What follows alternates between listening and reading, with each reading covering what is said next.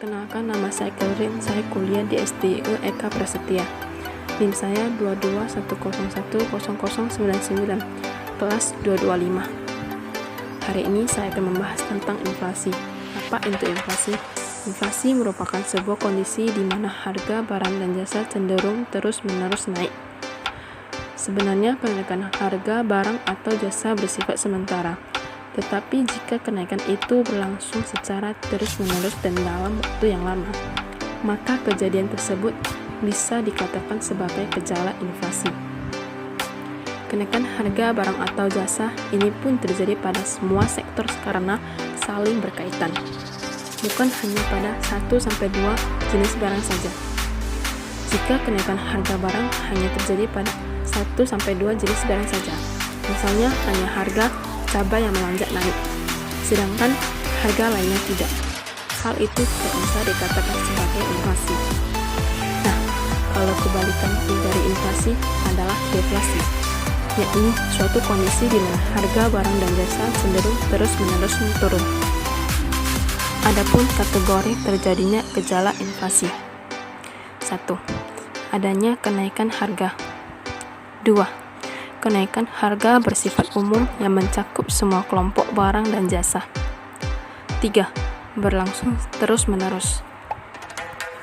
Nah, sekarang kita akan membahas tentang jenis-jenis inflasi. 1. Berdasarkan tingkat keparahannya. Inflasi ringan. Kenaikan harga barang masih di bawah angka 10% dalam setahun. Inflasi sedang. Kenaikan harga hingga 30% per tahun. Inflasi tinggi. Kenaikan harga barang atau jasa berkisar 30% sampai 100%. Hiperinflasi. Kenaikan harga barang melampaui angka 100% per tahun. Dalam situasi tersebut, kebijakan fiskal dan moneter dari otoritas seringkali tak memberi dampak signifikan. 2. Berdasarkan penyebabnya. Demand pull inflation, yakni kondisi di mana tingginya permintaan masyarakat terhadap barang sehingga terjadi inflasi. Cost push inflation, yakni kondisi di mana kenaikan biaya produksi mengimbas pada naiknya harga barang sehingga terjadi inflasi.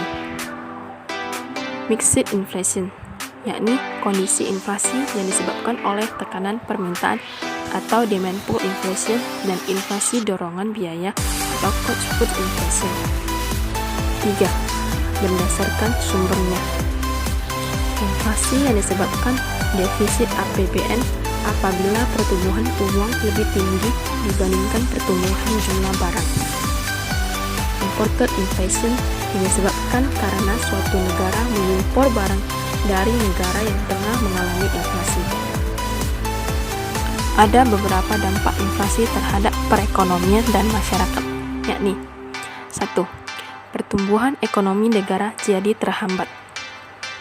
2.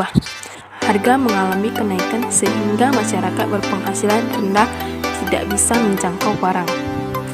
3. Nilai mata uang turun karena barang mengalami kenaikan harga. 4. Menurunkan tingkat kesejahteraan masyarakat. 5. Turunnya nilai real tabungan dan pinjaman. Demikian itulah hasil materi saya. Saya mohon maaf atas baik di tutur kata maupun penjelasan dari materi tersebut. Semoga apa yang saya sampaikan bisa bermanfaat bagi para pendengar. Sekian dari saya, terima kasih.